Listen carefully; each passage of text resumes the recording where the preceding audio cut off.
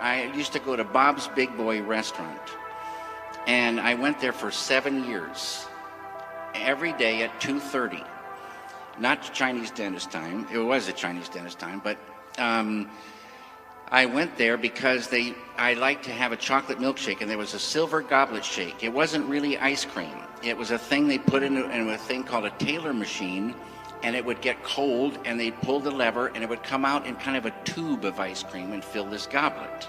And I liked this chocolate milkshakes like that at 2:30. If you came during lunch, they made so many of them that it never would get cold enough to be ice cream. It would be like soup.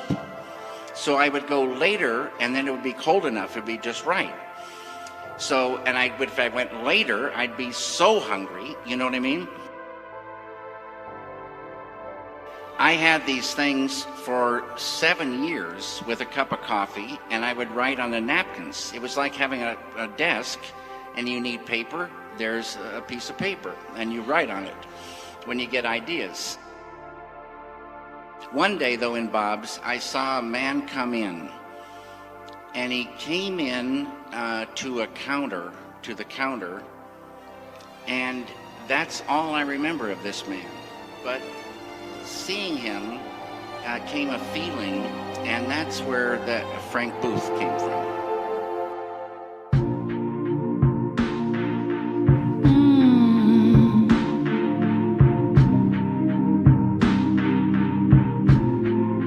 She wore blue velvet,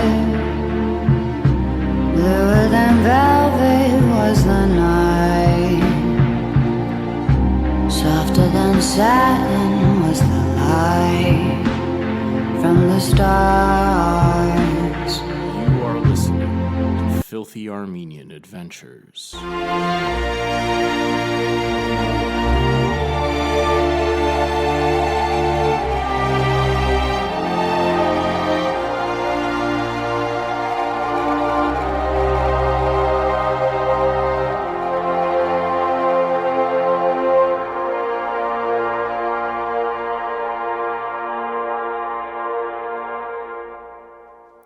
The night that David Lynch died, there was only one place to go. And that's where I went. I was not alone. The restaurant on Riverside Drive had never been so full. There was a huge crowd outside and inside, and a long line to be seated. The famous statue had turned into a shrine. People laying flowers, cigarettes, cups of coffee, personal artifacts all around. The shrine would grow for days out onto the sidewalk until the recent rains washed it all away. I slid onto a seat at the counter and ordered what I had to: coffee, chocolate milkshake, and Bob's classic chili spaghetti with onions, cheese, and thick garlic toast, and a side salad with their exquisite ranch dressing. It was good. Bob's Big Boy was founded in 1936 by Bob Wian, W-I-A-N, after he sold his 33 DeSoto Roadster for $300 and bought a 10-stool stand in Glendale, California. It opened as Bob's Pantry, but one day, Bob forgot the name of the chubby 6-year-old who did odd jobs for him around the place and yelled out, "Hey, Big Boy!" And the name of his future franchise was born. Not 6 months into his new venture, Bob would end up slicing a hamburger bun 3 ways as a little joke on a customer who wanted something different. And that is how he invented the double-decker hamburger.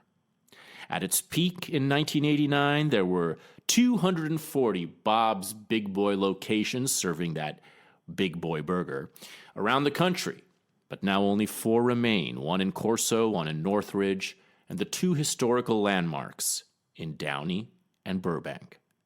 The Lynch location is in the Toluca Lake neighborhood of Burbank on Riverside Drive, a crown jewel of what is called the 1950s California coffee shop style. It was designed as both sit-down and drive-in restaurant by Wayne McAllister in 1949 with that iconic 70-foot sign.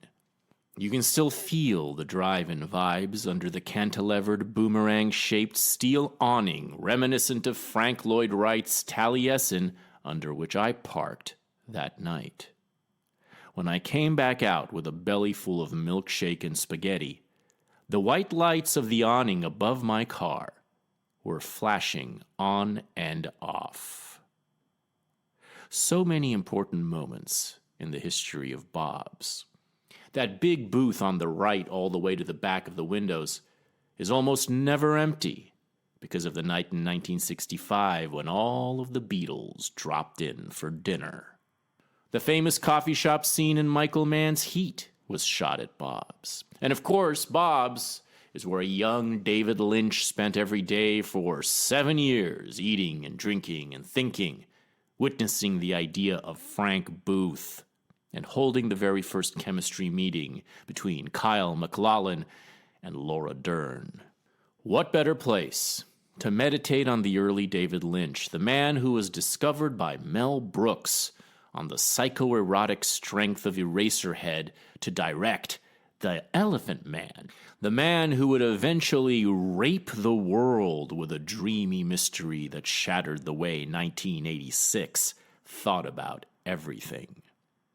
We will discuss Eraserhead, Elephant Man, and Blue Velvet tonight, but we will not be discussing Dune, the movie Lynch undertook to direct in lieu of an offer from George Lucas to direct Return of the Jedi. Dune is its own bag of beans, and I prefer my chili without beans, and one day I'll watch it, but right now I'm sick of Dune. I don't trust the passions that franchise excites. But Lynch's Dune is an important part of cinema history, the exception to so many sad Hollywood auteur disasters that were just then becoming the rule. In response to the failure of Dune, Lynch vowed never to give up Final Cut again, just when he had the least amount of leverage for such a demand and when his next project would require the maximum amount of belief and confidence in his ability to deliver. Dino De Laurentiis said he could make Blue Velvet with Final Cut if he agreed to a ridiculously low director's fee. The old school producer probably thought he was making an offer Lynch had to refuse.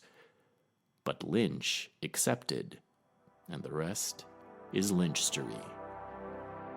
Speaking of Bob, just tell me the story about when you were going to Bob's Big Boy in Los Angeles.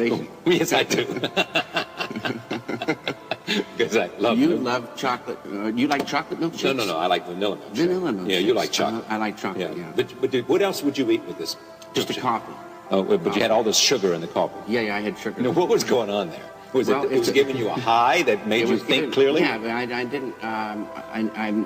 It is like a drug, I suppose. Sugar can be. Yeah, because it revs you up.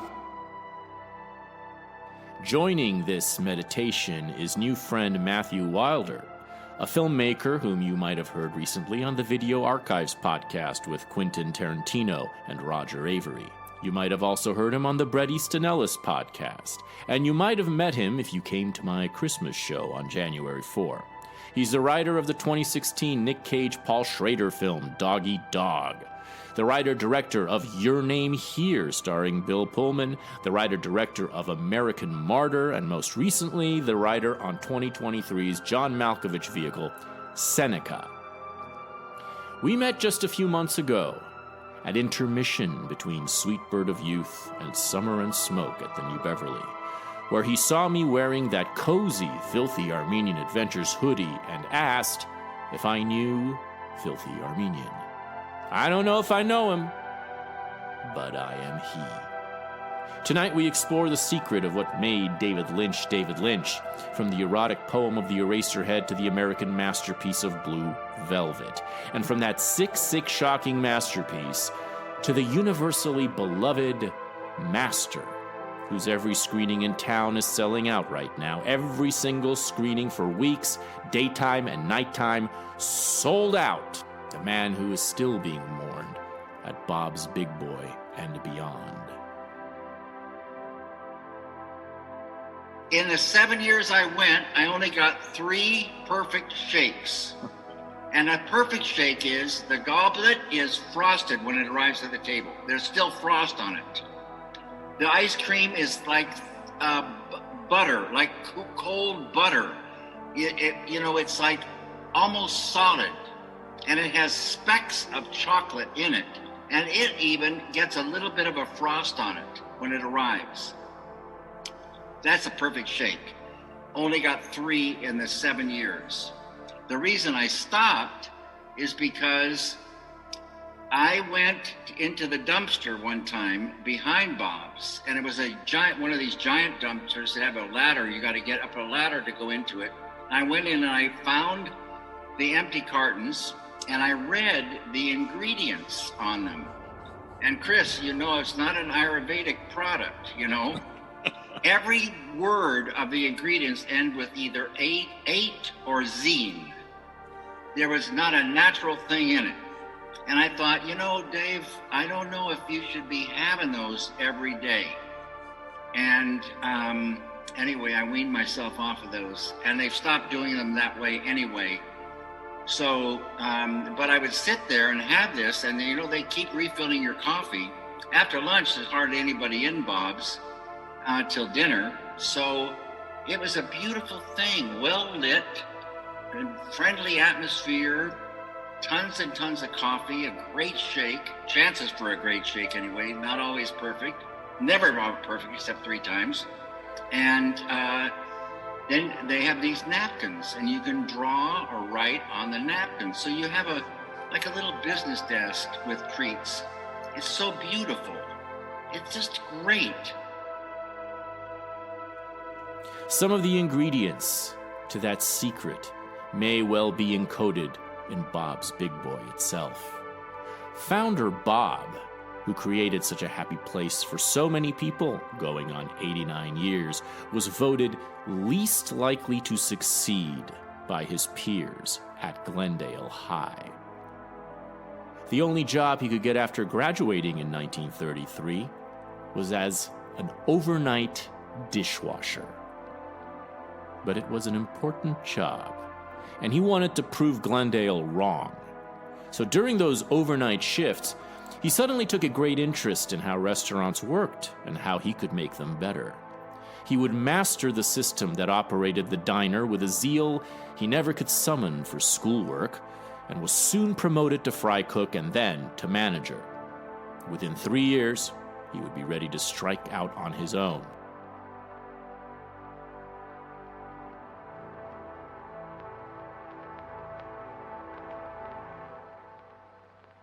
That 24-hour diner where the vision and know-how for Bob's Big Boy was incubated.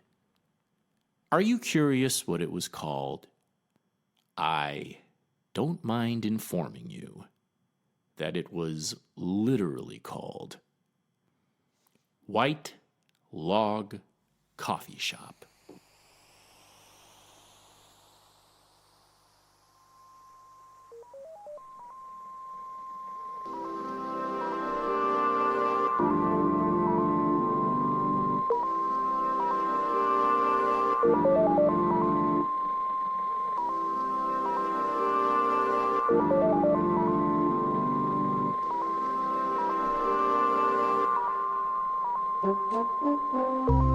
Hey, this is your host, Alec Mohibian, with a quick message before we continue. Based in that great but very troubled place, Hollywood, California, Filthy Armenian Adventures is an interdimensional travel program that takes you deep into the cultural mysteries of our time. In search of truth, in search of gold, in search of lost friends and unsung heroes, in search of John Galt's motor. This show is your antidote to the black pill. This is your guide to the places, the personalities, the ideas and creations the enemies of man don't want you to know. This is your techno-noir investigation into the good, the evil, and the God hiding under our noise. This is where you get the news before it breaks, before it blows, before it burns. The show is supported entirely by patrons at patreon.com/filthyarmenian. As a patron, you get access to twice as many adventures, including the most important ones, the ones with the real facts. Plus, regular brief smoke break spiritual reports on topics of the day. As a patron, you also get exclusive access to our Smash live events. Ask anyone who's attended one, and they will tell you it's an experience you'll never forget. It's very easy to keep Filthy Armenian Adventures alive. You can still listen to the show on your favorite app like Spotify or Apple, and you can do so with the pride that you're putting a little bit of money where your soul is. More patrons means more fuel, more topics, more investigations, more miracles, more secret locations, and forbidden territories around the world, and the world that is Los Angeles, our post-apocalyptic headquarters.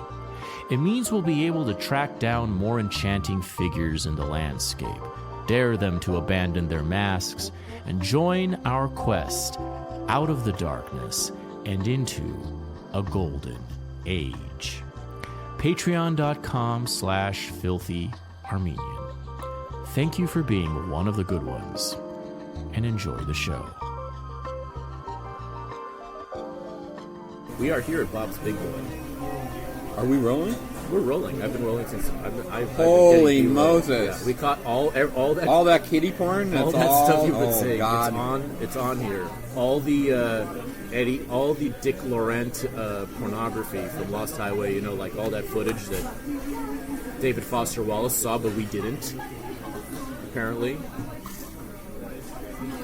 all that Patricia Arquette snuff film footage is captured here. Can I tell you the story of my meeting with David Lynch? That's a great way to start.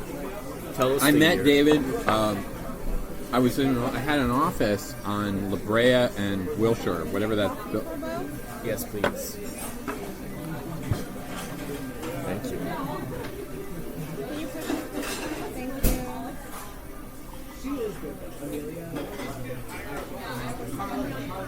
The year. It was the year that Inland Empire came out. Okay, and so I had 2006. Something like that. And I had an office in La Brea and Wilshire. And a friend called me up and said, "Oh my God, David Lynch is sitting outside of Tower Records, and he has a giant cow." Oh, right. And he's doing an ad for Inland Empire. So I said, "Wow, I gotta go meet him." I had just made a movie with Bill Pullman playing Philip K. Dick called Your Name Here. So obviously there was a connection. Yeah. I had a little thing to say to David that to butter him up. So I went over there and he had his cow. The cow was peeing all over the parking lot of Tower Records. And I went up and said, "David, my name's Matt Wilder. I just made a movie with Bill Pullman." "Oh my goodness, Bill Pullman, what a great guy." He, of course. And I said, "David, I can't wait to see your movie." I said, "What was your budget on this movie?" And he goes, "I'm not going to tell you, but it was under $100 million. And I think he actually funded. He largely funded that movie himself. But I got him to do a little prank phone call on Bill Pullman and just shock him. And he said, "What's the name of the character in Lost Highway that you just mentioned?" Dick. Oh, Dick Laurent. Dick Laurent. Called him up and said, "Bill, this is David Lynch, and I'm here to tell you that Dick Laurent is dead. He is completely dead." And then he sort of went on. But I thought, wow, this is my contribution to cinema, is plunking Bill Pullman. Yeah. Giving him a shock when he comes home to his answering machine. That's great. That's a great story. But what a great... Lynch was a great guy. And I will just say this about him. He's one of those, I think he's maybe the only person like this, where you felt like this person was like a human Xanax. When you were next to him, you felt all the tension and all the pressure in your body just let go. And you felt, I'm in the presence of this beautiful soul, and he's chilling me out. Like an orb. Yeah, it was just like an aura that made you go, oh, it was so nice. Which might explain lovely person. how he was able to get those performances out of there. I've always wondered. I always wish. We all know what it's like to be on a movie set. It's the boringest shit ever. It's the most tedious thing you could if you're not making the movie yourself. And even then, there's just so much downtime, so much like twiddling your thumbs and just being only freaking out about things you can't really control that much. But I just love to have known or seen him in action, getting performances such as he did out of Bill Pullman and Patricia Arquette in Lost Highway, in any of the films, really. I mean, especially the less conventional ones. Just how he got them to be that way, How he got Laura Dern to be that way in Inland Empire. How he got that cadence out of them. Because they don't know what's going on in his head. They can only, nobody does. How do you get them to be that kind of, that kind of speed of, I'm just fascinated by how he did that. Well, almost all directors do not direct acting at all. They tell people to stand here and look here, hit your marks. They really do not direct acting in the way that someone in theater might. But I know that Lynch had phrases that he would use with people. Laura Dern talks about him saying when they're doing Wild at Heart that he would say, more bubblegum, more wind, more wind. More wind, which I think was darkness. Wind was like dark, really dark. More wind is interesting. I think more bubblegum is. I think it's all interesting. Yeah, that's interesting too. These are like mantras. It's weird. It's like almost all directors that I've ever known, including ones who are acclaimed for movies with very great performances in them, really do not talk to actors beyond the most technical kind of sit here, stand there kind of stuff. Really don't. Or maybe some bit of business in an action scene or something like that. But on the set, people aren't doing that. But Lynch, he did that. You can see these. I'm sure you've seen these things on YouTube where he did things with little kids on Twin Peaks: The Return that are crazy. Where he has I want you to roll around on the floor and scream like a demon. Like these really intense things. He's doing it. Noise. Start making your noise. Start making your noise. Roll around on the floor and make your noise, Alden. Here we go. Can you make your noise? Alden, if you could start crawling on the floor and making some noise, that would be so beautiful. Cry for me. Crawl on the floor and cry like a little baby. Can you do that, Alden? Can you cry out like a little baby for the film? It would be so beautiful. Crawl over there and crawl around and cry like a baby. See, real loud. Can you do it? Can you do it? Crawl and cry like a baby. Alden, do that thing. That would be so beautiful. That's great, like that. Can you make noise? Keep making noise. Make some crying noises, some sad, loud crying noises. Don't be happy. Don't be happy. Roll around and be upset. Roll around and be upset. There you go. That's beautiful. Roll back the other way. Roll back the other way. Roll back the other way. Same thing. Roll back. Roll back. No. It's too happy. Roll again. Get over there and roll really in pain. Really in pain. That's beautiful. Scream like you're at a concert. Can you scream like you're at a concert, Alden? Scream out like you're at a concert. A rock and roll concert. Scream out. Scream out at the man at the door. he's doing exactly what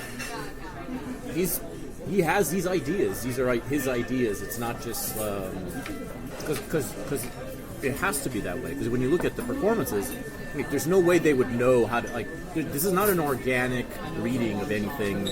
Giving you say, okay, here, do these lines. It's not that at all. It can only be a response to some sort of very particular instruction.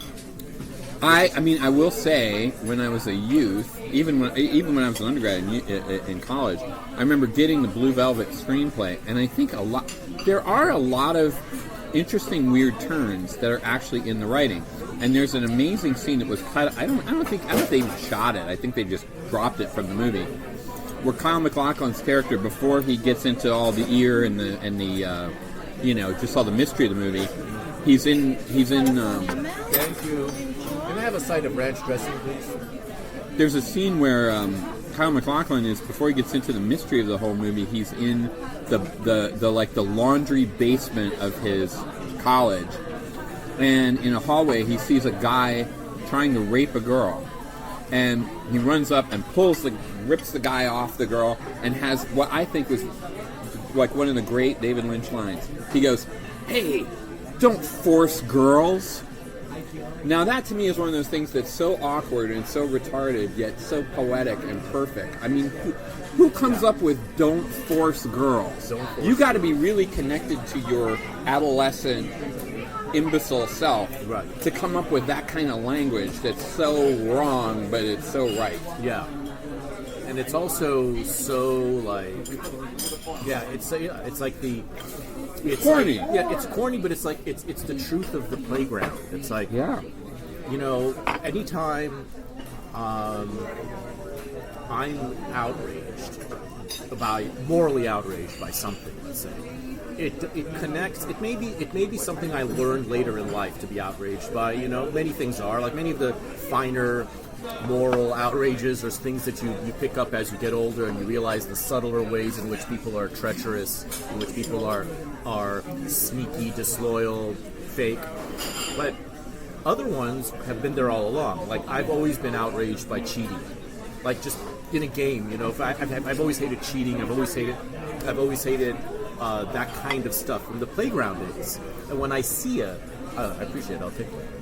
When I see somebody be cheat, like in the literal way, it takes me right back to the playground, seeing somebody do it in a game, and just me being like, just outraged to the core of my being, because that's not how that's like a playground rule. Yeah, it is very girls plugged into that. Yeah, they don't force girls. That's not how you play. I love stuff like that. I feel like this is a thing that gets. I've actually seen it get filtered out of movies. I think a genius at that is Paul Thomas Anderson at Awkward Poetry. Like, people saying dopey things that come out in this incredibly poetic way. I think of Philip Seymour Hoffman saying to Adam Sandler, "Shut up, shut up, shut up."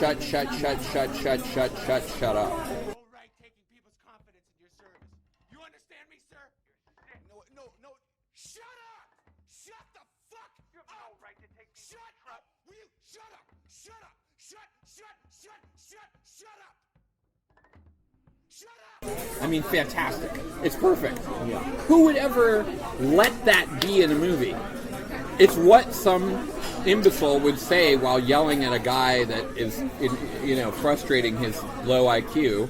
But whoever would put that in a movie? It's the line by the detective at the end of Lost Highway is my favorite example of this recently, where he examines the body or whatever at the end, and he goes, "There's no such thing as a bad coincidence."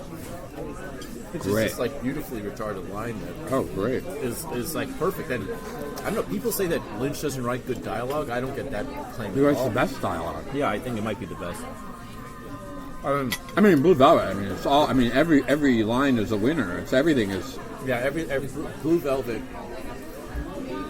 What's your? Let's talk about when you first watched a David Lynch movie in your life? When was it? What was it? Well, I lived through. I'm old enough to have been there for all the Stations of the Cross of David Lynch, and the first one was actually quite Lynchian. I lived with my grandparents when I was a kid. My mom and my stepfather and I, we lived with my grandparents. And my grandfather... You did too? Yep. Yeah. Minus the father part. That's some white trash. No, I had a stepfather. I didn't have my mom, when my mom left my dad, she moved in with her parents, so that's basically where I grew up. With grandparents. A lot of grandparents. Well, this is honestly true, and it sounds made up, but it's really the fact. It was a very Lynchian house in a way that, we had one of those, I don't know if you had this, the garage door that rolls up. You push a button and the garage door ka-dunk, ka-dunk, ka-dunk, ka-dunk, ka-dunk, ka-dunk, rolls up. There's a metal track, and it goes chunk, chunk, chunk, chunk, chunk, chunk, chunk, chunk, chunk, and you can drive your car in or whatever. So my grandfather, for whatever reason, this is the dumbest thing, I don't know why he felt he had to do this, but he had a copy of Penthouse magazine that he was hiding from his wife, and he tucked the Penthouse into the rack of the garage door as it rolls up into the front, like the front. As you're standing right behind the garage door, there was this Penthouse tucked in the rack. And it was somehow, now this is, I swear to God, the truth. It was folded to the page where Roger Greenspun, a brilliant auteurist film critic who came from the New York Times, got fired from the Times, and then took on a job working for Bob Guccione at Penthouse magazine. And he wrote these brilliant, very highbrow, kind of Richard Brody sort of reviews for Penthouse. I wish somebody collected them somewhere because they were brilliant. But the magazine was rolled up. There was Roger Greenspun's review of some movie that showed a little kid holding a severed head with high, hair like Jack Nance.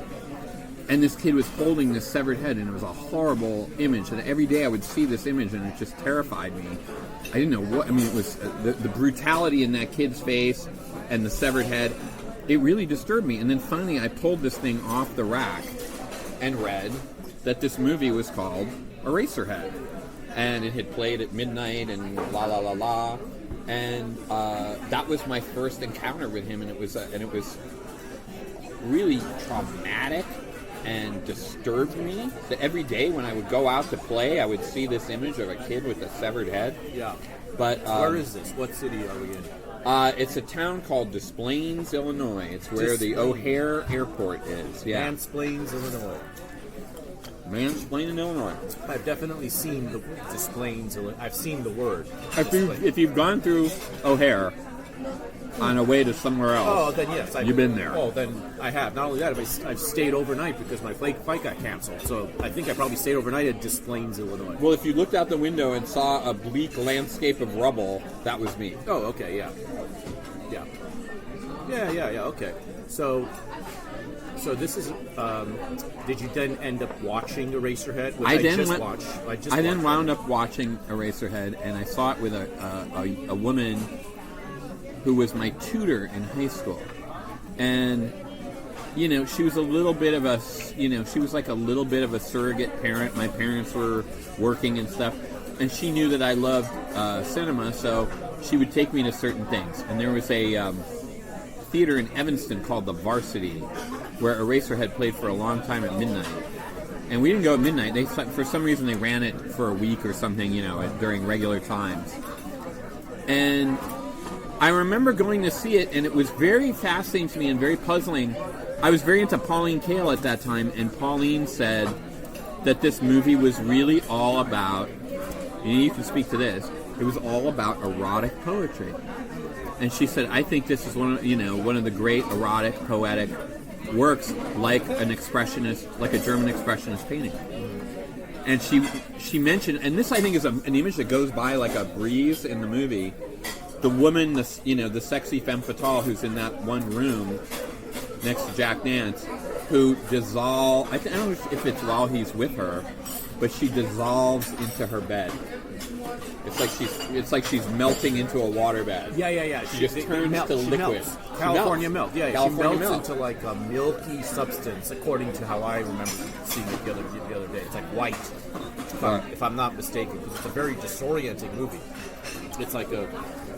It's a viscerally like challenging movie to watch. You know, it felt to me like a very, I guess, German expressionism as well. I'm not familiar with German expressionism. It felt like a Russian movie to me. It felt like some sort of like, you know, Parajanovian Russian nightmare. Is that the architecture? No, just the particular blend of bleakness. It wasn't any, it's not a very specific observation. It just felt like this. It didn't feel like America. It felt like the way they're all kind of cramped into that tiny apartment, the way they're all moving around in this weird way. Obviously, the woman, the femme fatale woman was not so. Oh, even her, you can make a case is Russian, I guess. But it just felt like this extremely deprived, you know, factory, like a Soviet setting from the 30s or 20s or something. It's so out of any kind of specific country. The way I watched it. But that makes sense. It's all about erotic poetry, I guess. I'm really interested in that because I also remember feeling at the time, you know, my family, you know, half the family were total hillbillies, and I remember feeling a recognition when Henry goes to the girlfriend's family, and the way that the dad talks, you know, you just cut them like regular chickens, you know. Yeah. And that great, to me, this to me feels very American. The great thing of like you're cutting the piece of chicken. It's like a Cornish hen, and its feet are kind of wiggling while he's cutting it, like it's protesting, you know, being eaten. And it's also so tiny that what are you even doing cutting? It's like, why don't you cut the chicken? The chicken is like a tiny little thing. Yeah. Which is, that's his sense of humor, obviously. Yeah, and the relish over the chicken, the way they're painting the chicken as it goes, like, there's these it's basically like a movie of these bizarre, erotically, but, in a grotesque manner, erotically charged set pieces, it feels like to me. It also felt very much, the scene where he's getting in bed with his woman, with the wife, or the shotgun wife, and reaching out to touch her, and the way she recoils, and the way he reaches out, that hand, it's like, it must be a quotation of something else that I've seen, like this, the way the hand reaches out is stark. It's like it's coming out to you almost. It's very well lit. Jack Nance's hand when he's reaching out. I took a picture of it right at that moment where it touches it, where she's like she flinches. And that's almost like a comic depiction of marriage in the 40s or 50s, where well, you know, the thing that to me is like it's so striking about the picture is that we've all seen people do abstract films or do dreamlike movies or whatever. But in this movie, I remember, I saw this, I don't know, I was probably 16 or something in high school. And it was one of those films that every image, or at least every sequence, as soon as you saw it, it was etched in your mind forever. Like you would never forget it. No. The lady in the radiator, you will never forget it. The image of, everyone's seen this probably, it's like a meme, I think, of Jack Nance with the light behind him with this sort of mist, like blasting, like the creation of the earth. This sort of backlit mist flying out of his head. These are things that, Lynch was making in his literally like in his basement, that it's just part of our brains. Like we'll remember those for the rest of our lives. Well, then here's some other examples.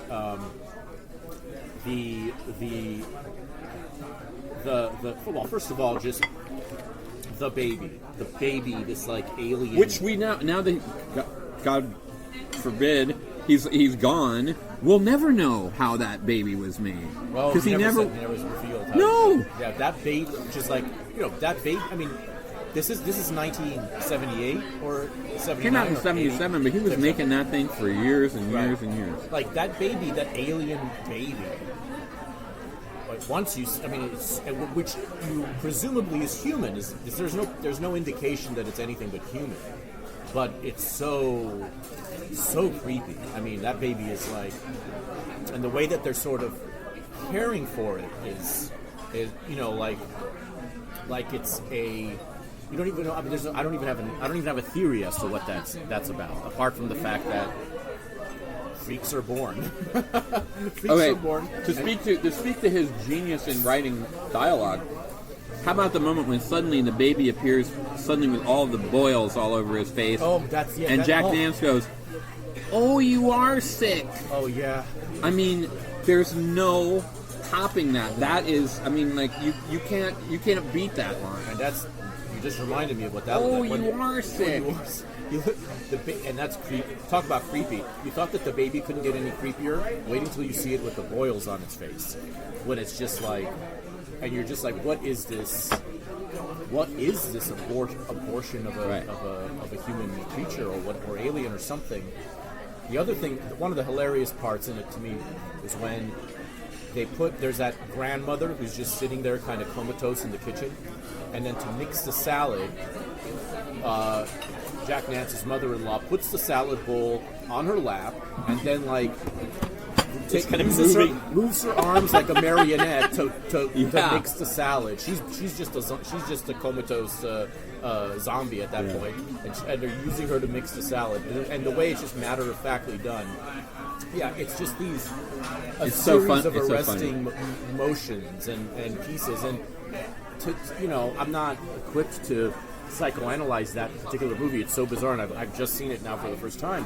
But it's amazing to see how even in that movie, first of all, how does Mel Brooks watch that movie and, like, in that movie, understand what he's dealing with David Lynch, and Lynch is special from that movie. It's so much so that he selects him to direct Elephant Man. That's incredible. It's one of the most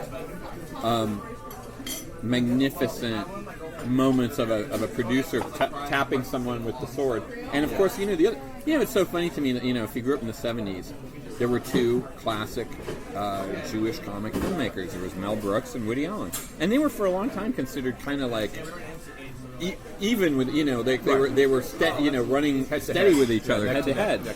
And it's funny that everyone thinks that Woody is the egghead, but in fact, Mel Brooks invented the career of David Lynch, and he also invented the career of David Cronenberg.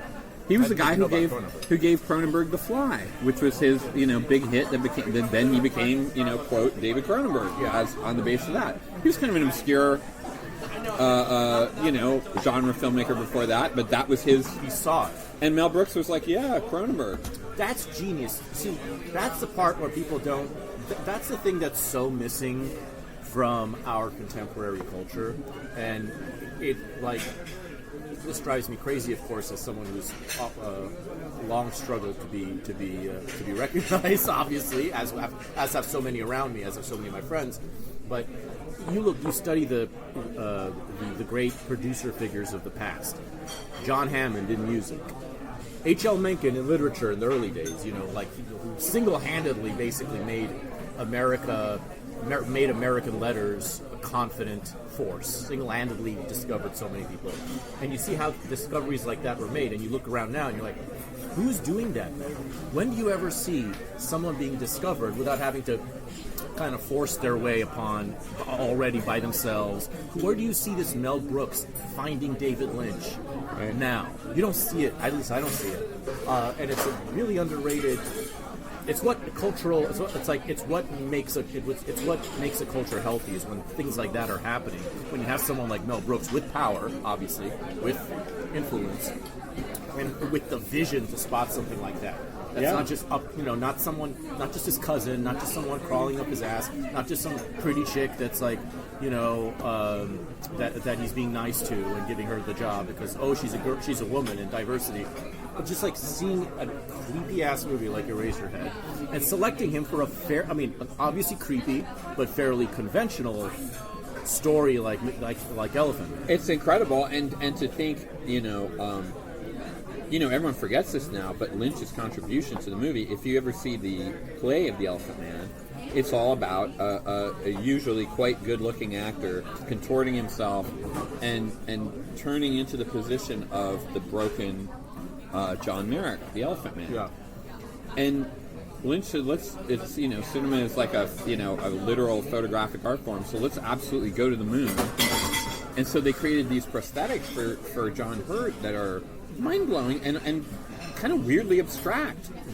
Pauline Kael talked about him looking kind of like a sort of a modernist sculpture. Yeah, it's an art piece. His face is an art piece. Yeah. And I can only assume, looking at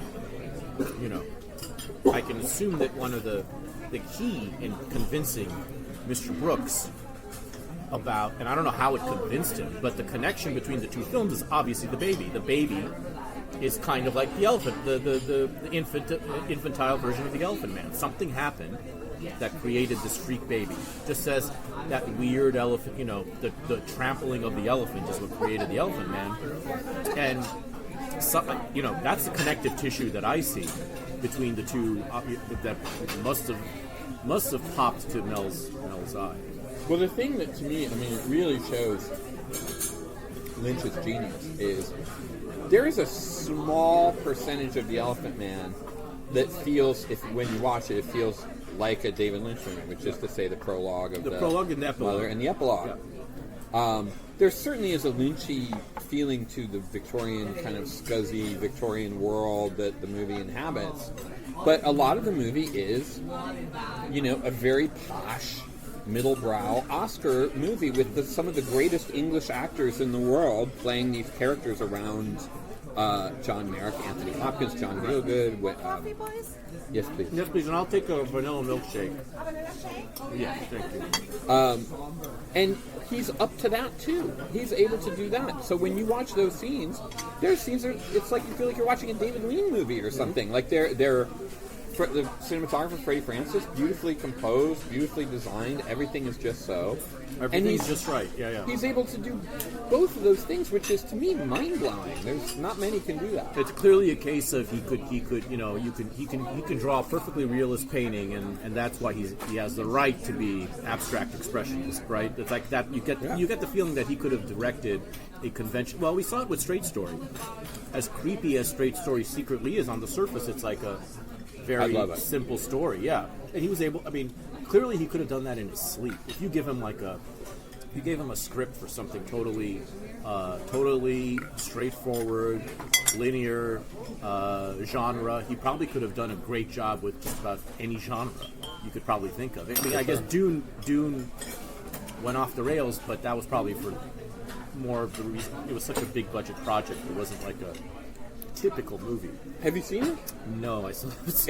It's now it's the only one I haven't seen. I don't know if it's really worth a look, but I'll watch it. I'll definitely watch it. I just didn't want to. It feels like it's a different top subject matter than anything that's a proper David Lynch movie at this point. But I think it's very interesting to me. There's a great movie called Jodorowsky's Dune. That's about Jodorowsky trying to make this Dune movie in the 70s with Mick Jagger and Orson Welles and all these like insane sets and effects and things like that, and it never happened. And by the end of the movie, you realize if he had made this movie, it would have been fucking terrible. God's art would have sucked. But when you watch this film, you go, oh, we can imagine what might have been, and we can imagine the cool ideas, and it lives on in your mind kind of in that way rather than being the real movie. Yeah, I'm pretty. I don't know how much patience I have for these Borgesian speculations about the movie that could have been. You can jerk yourself off to these what ifs forever and ever, and it becomes a real handicap, I think, sometimes to just reality at some point. Like sure, it could have been this, it could have been that. We're not taught you don't get. Imaginary movies that never happened don't fill the box office, they don't get asses in seats. I don't know that they forget all that. If they were simply inspiring in some way, if a movie that never happened inspires you to make a Yes. movie that might never happen, but does that ever happen? Does anyone truly Sure. I think so. I mean, the flip side to this is I think that a lot of times great directors, when they have some passion movie that they pursue for decades. A lot of times when they actually wind up making it, it's really not their best work. No. Your friend Steve Saylor, his idol John Huston, spent decades and decades and decades trying to make the movie Under the Volcano. And he finally made it right before he died in 1984. And it's really like kind of a botch.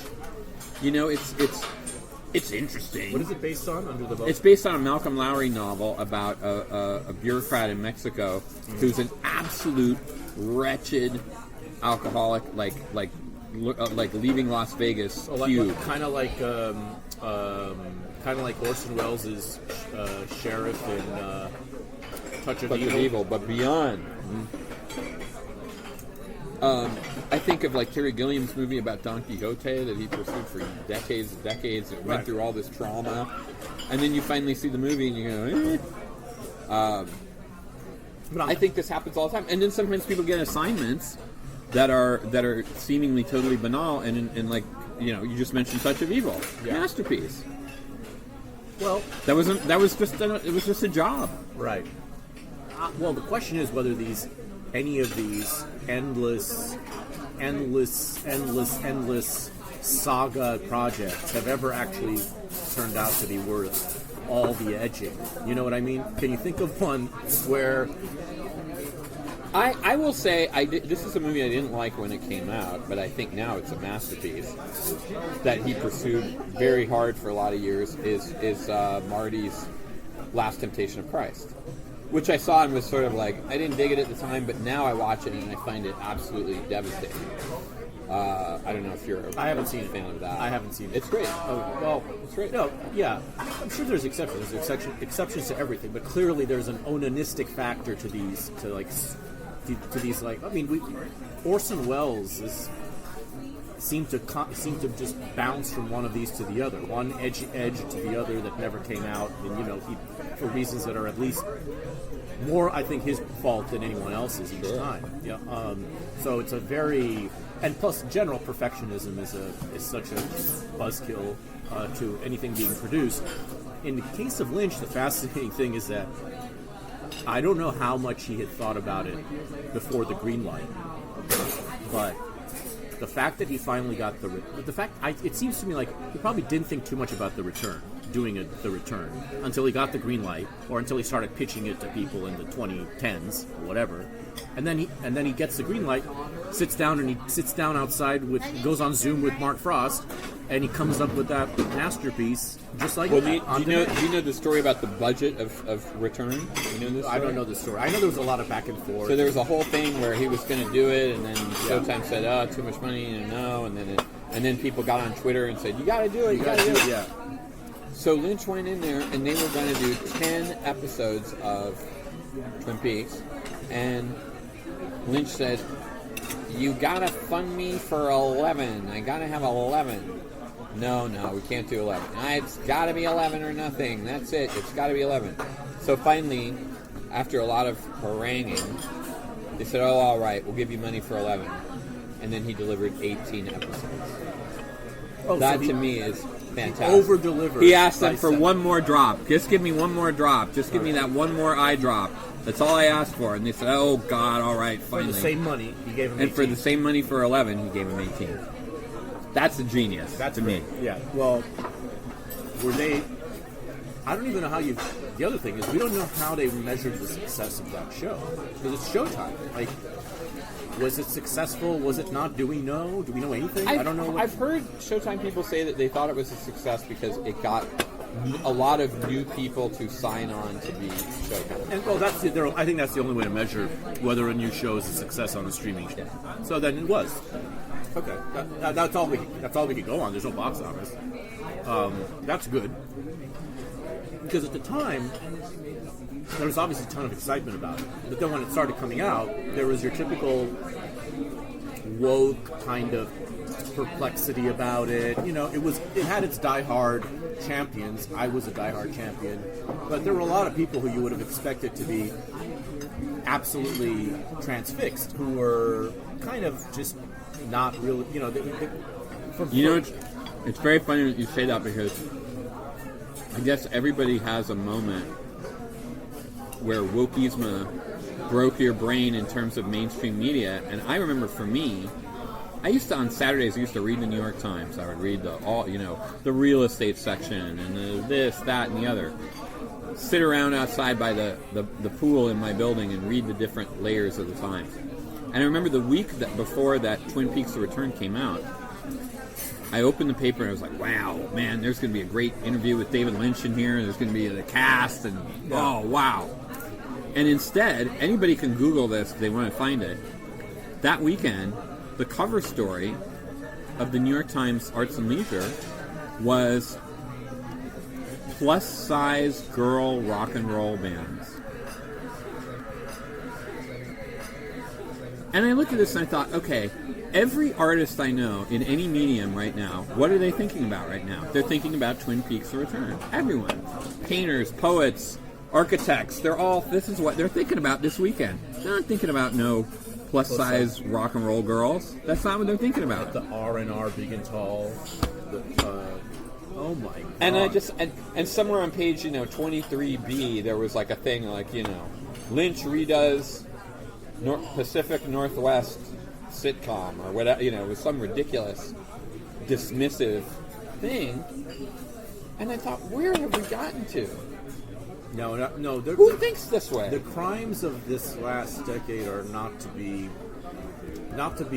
like skated over, not to be forgotten at all, because they go so deep. I mean, not long after that, they tried to cancel him for saying some nice things about Donald Trump, which, okay, that's we know that everyone who acted in any way human about Donald Trump was in the chopping block. We get that, but it goes so much deeper. To supplant Twin Peaks: The Return, this miraculous thing that happened after nobody thought it was possible, this prophecy come to fruition, to supplant that with plus-size rock and roll girls on the cover of the New York Times, that's something that would be like on the like. I don't know if Lynch himself could have imagined such an absurd thing in a Black Lodge. That's a Black Lodge event.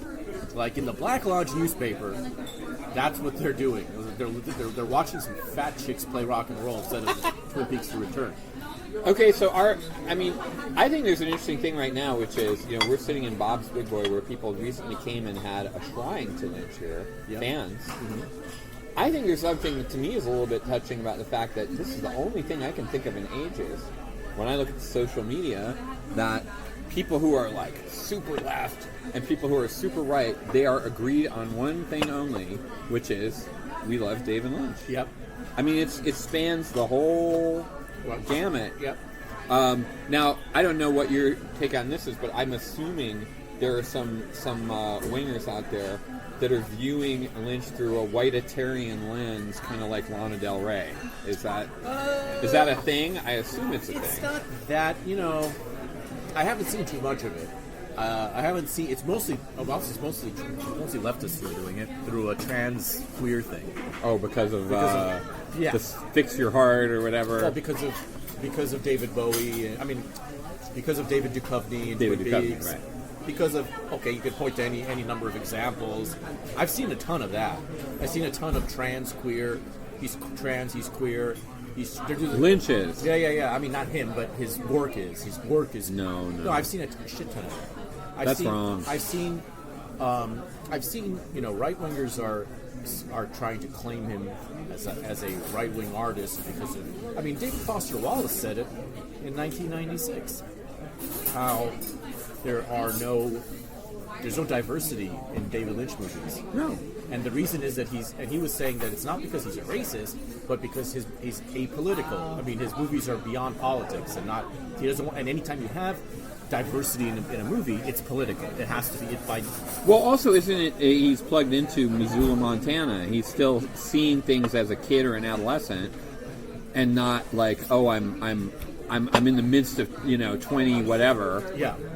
I mean, even in its weird way, even Twin Peaks: The Return, which has a lot of contemporary images, it's not like you feel like some of it could be taking place in 1920 or Well, the Twin Peaks: The Return to me is exceedingly remarkable for its awareness of the present and how America has changed since Twin Peaks, the original. Right. That's like this is something that Jack makes a great point of, like that, that bombed out, the bombed out nature of these towns that he's forcing us into instead of the cozy wonders of Twin Peaks, which doesn't exist anymore.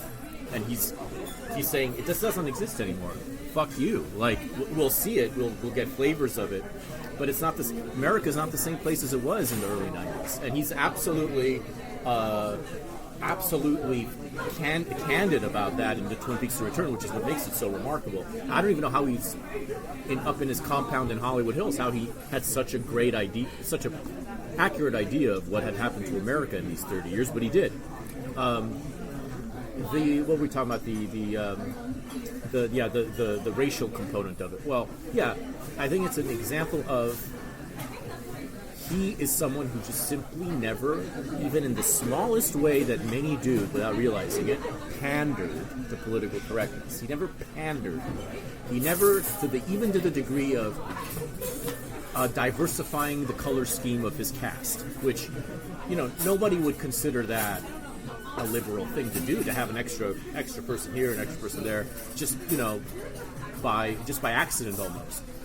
It's obviously just wasn't in his experience. Yeah, Missoula, Montana does not have diversity. So if that's his base, his kind of the nub of his imagination, he's not going to have diversity. But even in L.A., he's in L.A. a lot. He's made 3 movies about L.A. Even in L.A., he's not there. Like Lost Highway doesn't have a single. Oh, except for Richard Pryor. Except for Richard Pryor, with exception that proves the rule. He's on it,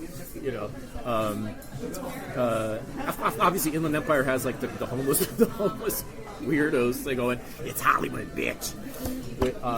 And then Mulholland Drive, I don't remember right now who was in there. That was there was the Latina singer in Silencio. And by the way, how can you bitch about David Lynch's diversity when he introduced Isabella Rossellini with her violent accent to the world in Blue Velvet? I mean, that's as diverse a choice as you could possibly make. Okay, here's my comment on the racial politics of David Lynch.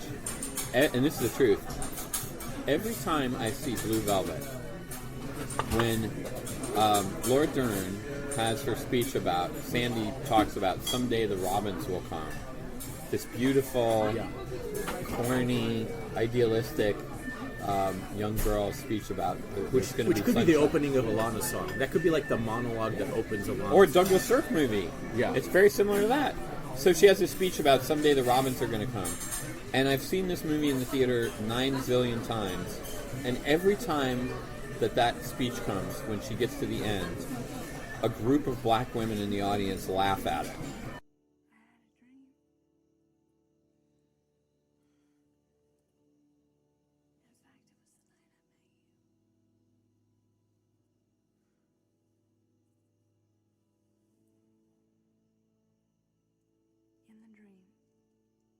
There was our world, and the world was dark because there weren't any robins, and the robins represented love.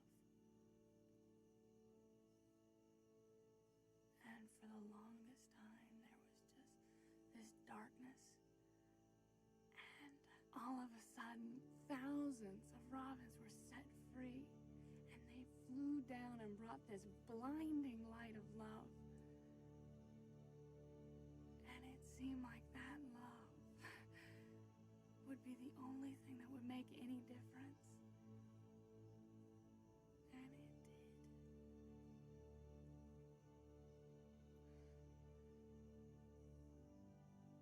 did. So I guess it means there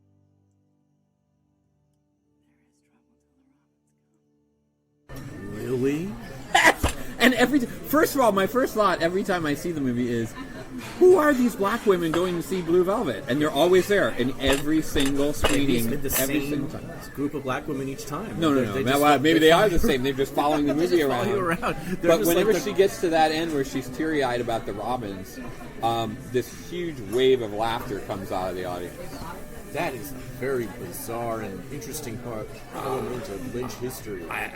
Is it the whitest speech of all time? Maybe it is. Maybe I'll go to the screening on Wednesday just to see if there's a like a chorus of bring a few sisters in and let's see what happens. Let's see what happens right at that point.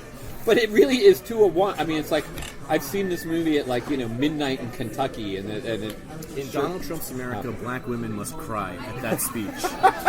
This is a different world. And Executive order. Executive order. When Sandy gets to the robin, yes, you are to shed a tear. Well, let's talk about Blue Velvet, because that is sort of the crowning achievement of the 80s and of the early Lynch career and his breakthrough masterpiece. I just rewatched it last night, and it was also the first David. Are you? I'm just trying to hail her. Oh yeah. Madam, make me more coffee. You saw it for the first time last night? I saw it. No. I saw it first. I've seen it several times. I saw it. It was my first David Lynch movie. It was which I around 2009 or 10 is when I first saw it. It was the first movie I saw of his that I knew that I was aware I was watching a David Lynch movie, and I was sold from that point on. It's first of all, its genre, not that it has a genre, is mystery, and it's exactly the kind of genre that I am that's kind of closest to my heart, which is mystery without it being the rigid, technical, scientific clues. Yeah, without it being Knives Out, which I like that kind of mystery too. But as an artist, that's a very limited genre when you keep it to its traditional detective format, where it's all about the clues and the inches and the bullet hole and the this and the that. I like mysteries that are more spiritual, and it's kind of I like the mystery about not who done it, but what was done, what is it, the mystery of how murder even happens. That's what he's concerned with. He's concerned with the mystery of good and evil, not just the who done it and the bullet and the angle of the this and the that and the that. So that in itself, as far as I'm aware, I could be forgetting something, but I think it was the first time I had seen a movie or a show that was a mystery in that sense, in that deep sense. And clearly, it's more than just about good and evil. It's a mystery about what it means to come of age, literally and figuratively, and it's a mystery of it's this parable of a boy very quickly learning the facts of life, very quickly, and it has a shock factor, I think, that equals, if not exceeds, but equals Psycho. It seems like the Psycho of the 1980s, and I don't know that there's another movie. I mean, obviously, without resorting to the kind of horror of The Exorcist, which was a huge shocker as well, without resorting to the kind of it had the grotesqueries, but not the slasher kind of horrors of other movies. It seems like it's one of the few movies that are genuinely a successor to Psycho, as in having completely challenged the assumptions of the audience, and absolutely just stabbing a knife in the audience's psyche. You can tell me, because you know more about movies than I do. What do you think of that comparison? You took the words right out of my mouth, because what I was going to just say about, and I'm just adding on to what you just said. I think if you asked any great people who are real cinephiles, people who watch a lot of movies, who are into watching a lot of movies, who consume a lot of movies, everyone has a primal scene. Like, they all have one screening that was the one that somehow changed them. And for me, I was a first week sophomore in college, and Blue Velvet was playing in New York. So I went on opening day. I blew off my class that day. I got on a train to New York, and I didn't even want to read Vincent Canby's review. It said something about, David Lynch does a Hardy Boys style mystery in a small town. okay, whatever. I don't want to know what that is. Not like Dune, which he had just done. So it was some change of pace. It was a tiny movie, obviously compared to Dune.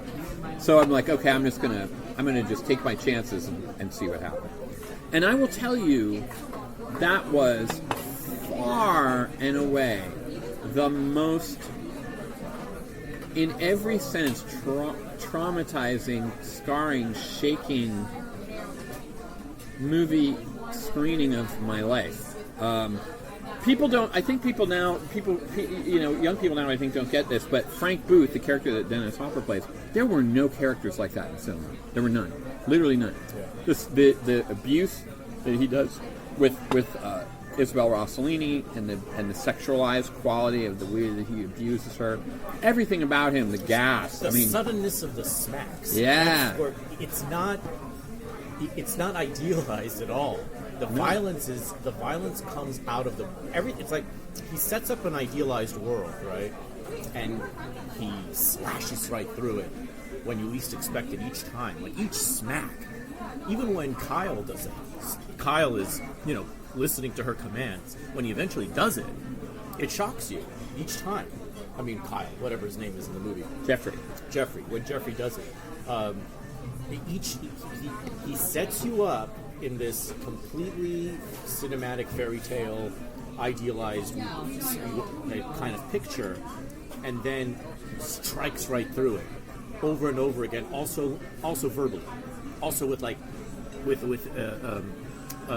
Frank Booth's like, like the way he just like says, like I'm not fucking around, like. And it makes it so that you can't just be cutesy about it. It's honestly terrifying. I mean, I'm getting scared just remembering it now. And we've all seen, you've seen that picture of Dennis Hopper wearing the jacket and whatever for 4 decades. But in that moment, I will say this: there's something. It was so traumatic, and yet everyone I knew, everyone. I was in college at the time, and everyone I knew. This was in the days when movies would sometimes play for months and months. They would just go hang out in the theater for a long time. So we would go see this movie, and I don't know if people remember this, but the film ends, almost all movies end with music. But Blue Velvet ends with, and I still see Blue Velvet through my tears. And then the credits come up silently on Blue Velvet curtains.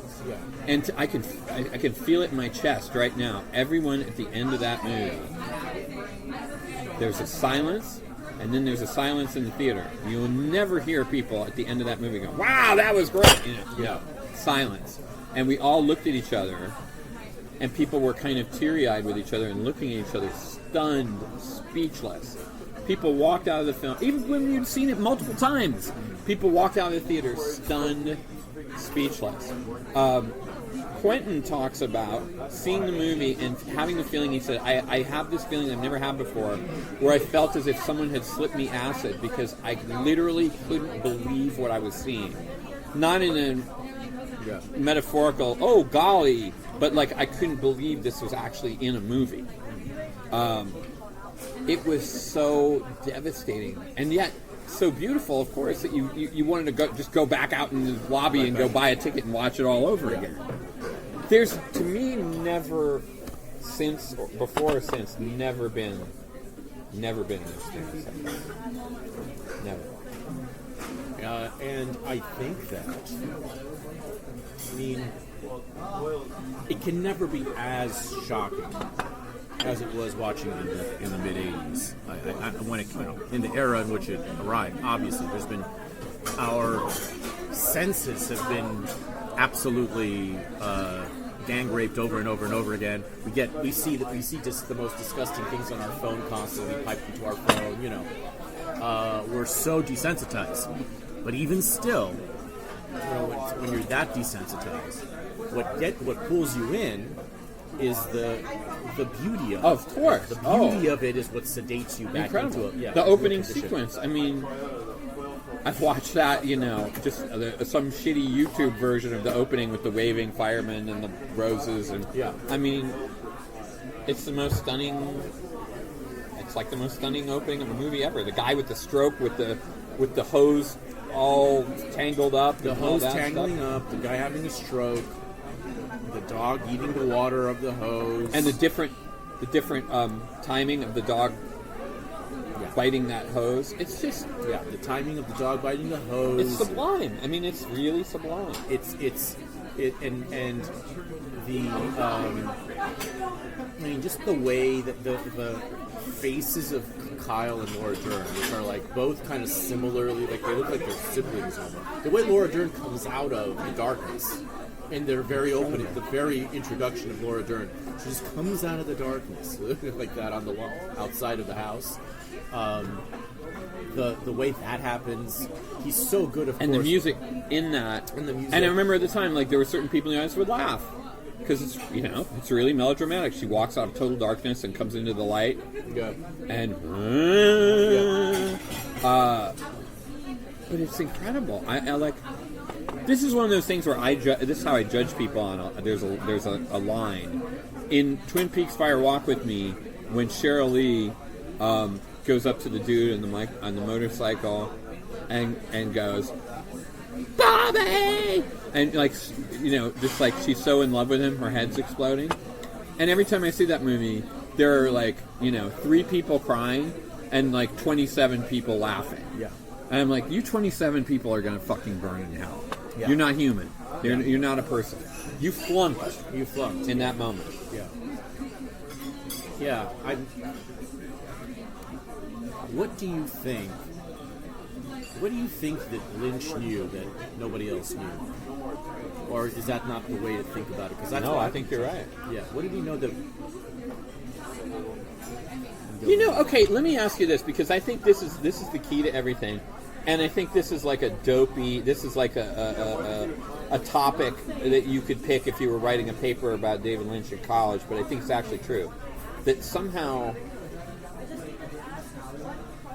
he knew that beauty and horror were like total Siamese twins. They were inseparable in some way.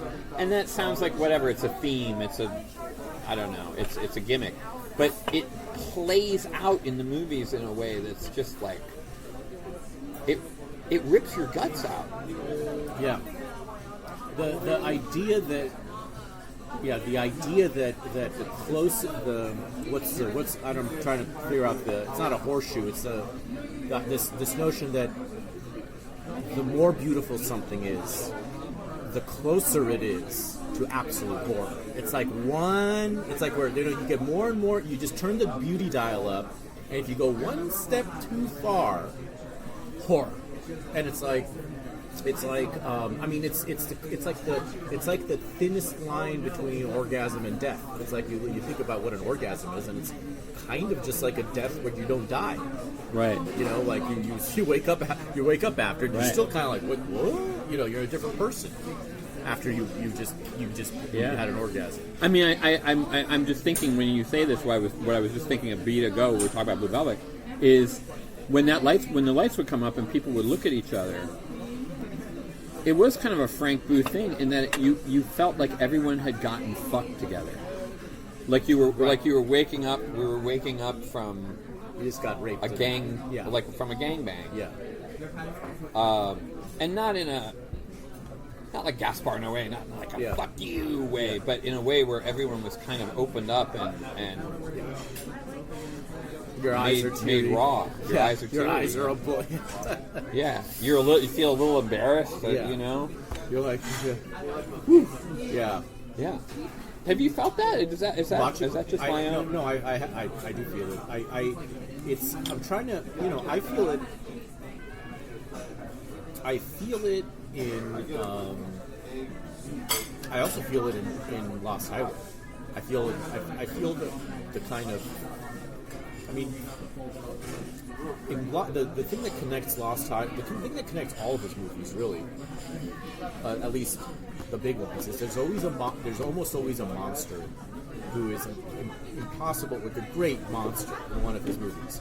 The one in Mulholland Drive is the silent one, the dumpster guy. The dumpster guy, who's actually a woman.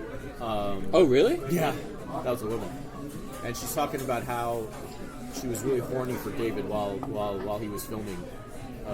And she was like giving him horny looks, and that's the ones he wanted for the, like that's what he wanted. Keep going. Yeah, keep going. Yeah. Wow. Yeah, that's I scary. just saw that line somewhere. But he has these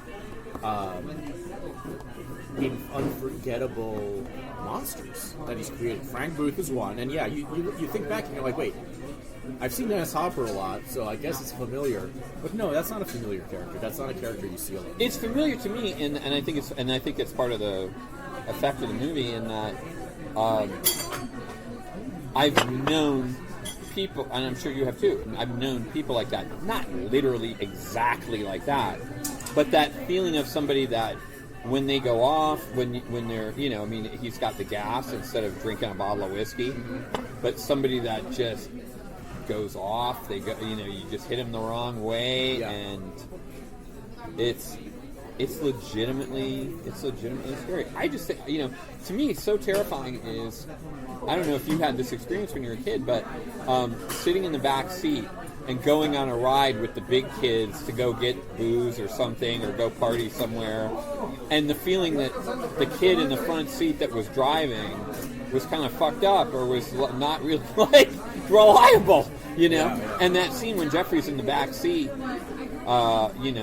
when Frank takes him out into the field, that to me was just fucking terrifying. I was like, I felt this. Yeah. That thing when you're young and you're like, hey, I want to be cool. I want to drink with the big kids. I want to, Yeah, it's something you're going 100 miles an hour and it feels like you're going to die. You're going to die. Yeah. And your heart's just like at the top, coming out of your chest. Yeah, no one's going to save you. No one's going to save you. Yeah, that's the other thing.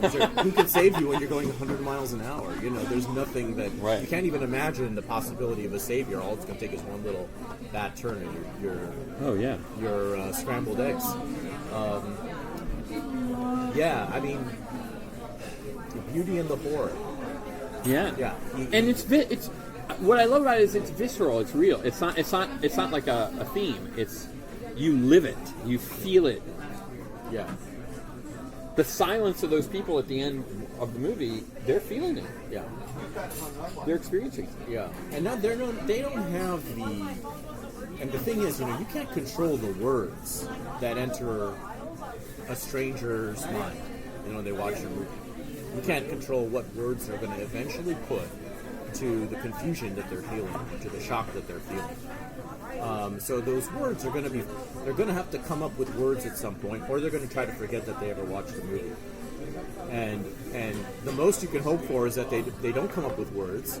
They just come up with the money to buy another ticket to see them again and see it again and see it again, and they can't explain why, but there's something about this movie that's just, and that enters their dreams, but not just their not just the dreams. I think it's more about how, as I keep thinking about David Lynch. It's more about how has his everyone loves him now. This was not the case for quite a while. Mm-hmm. There was a long period there. I was just talking about this about Lost Highway, between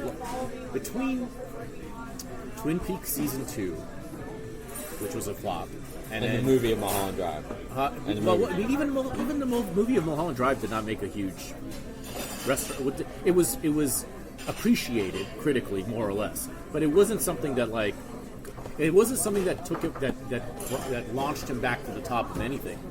You know better than I do, but as I recall, it was just sort of there's another weird David Lynch movie. This one has good reviews, but the peak that he reached when he was in 1992 was pretty much not he pretty much fell down from, never came back up until this last few years of his post-return final form.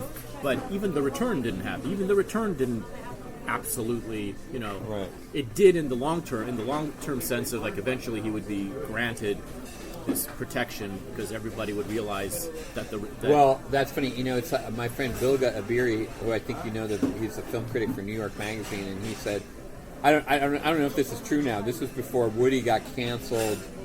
Whatever, the second time, I guess, in what was it, post Me Too 2017 or 18, it whatever? Was 2017, I think. Somewhere in there. 28. Yeah, he was a little bit later, I think, than some of the others on that.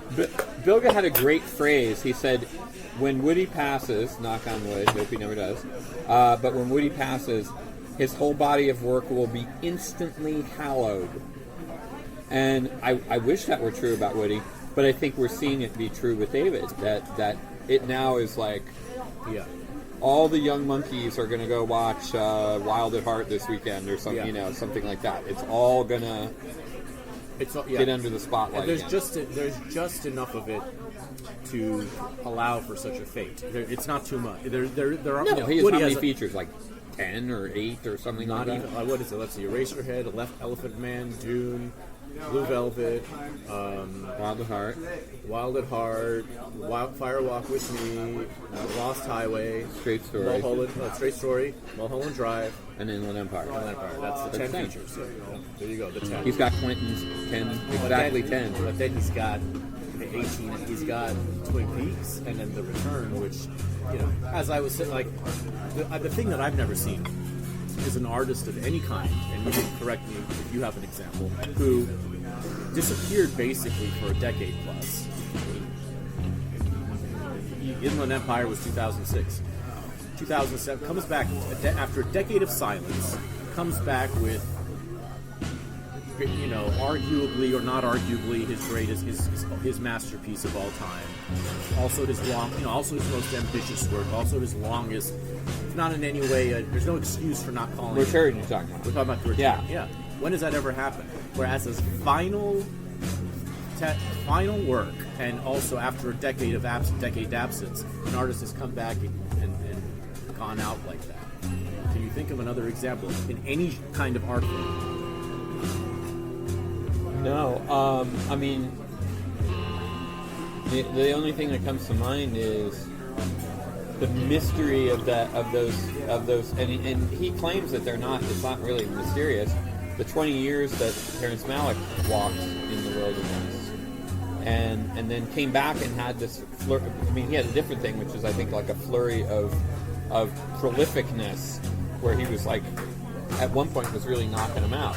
But there was 20 years of silence. Everyone thought he was done for. And then he came back with the Thin Red Line. Hot minute? Yes. Oh, That was. where's the bathroom? It's that by the entrance. Okay.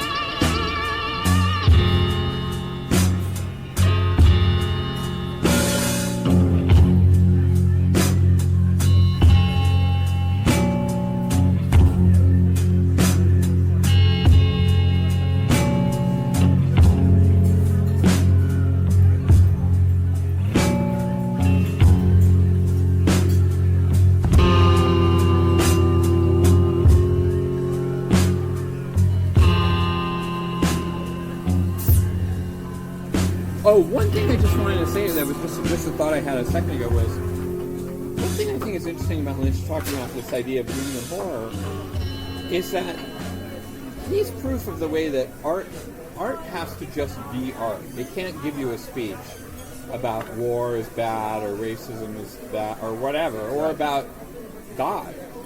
It has to be something and not say something, not show something or tell something. It just is. I mean, like, what you feel about the world after you've seen Blue Velvet is just about how the movie is. It's not like there's one scene that delivers a message to you. Yeah. It just is. And that's, I feel like we're, in 2025, like, I feel like we're forgetting that a little bit. What do you you know, it's an interesting line of inquiry, because you learn, of course, if you have the kind of arc that I've had intellectually,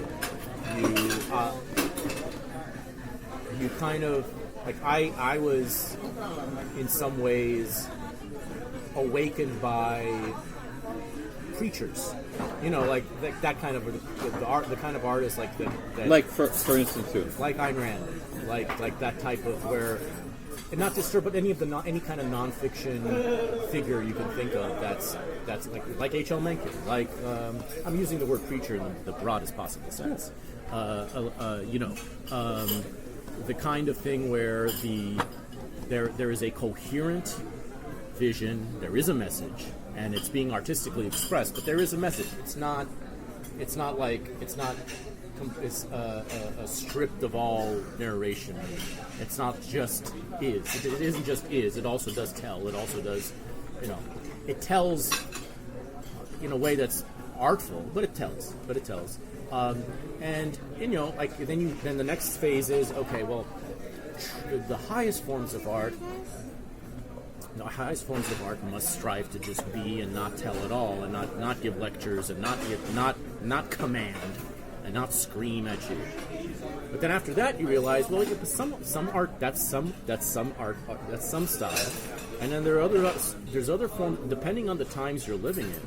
If you're living in a time where everything is sort of being screamed, then to just be something is sort of like the radical departure, right? Yeah. And if you're living in a time where nothing truthful is allowed to be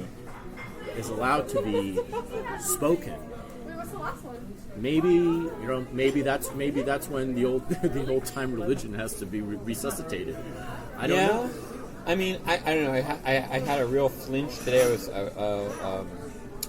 sitting on a train, and I somehow get all these push notifications for the Hollywood Reporter, and they had some review of some movie at Sundance that said, blah, blah, blah is a timely yet uneven blah, blah.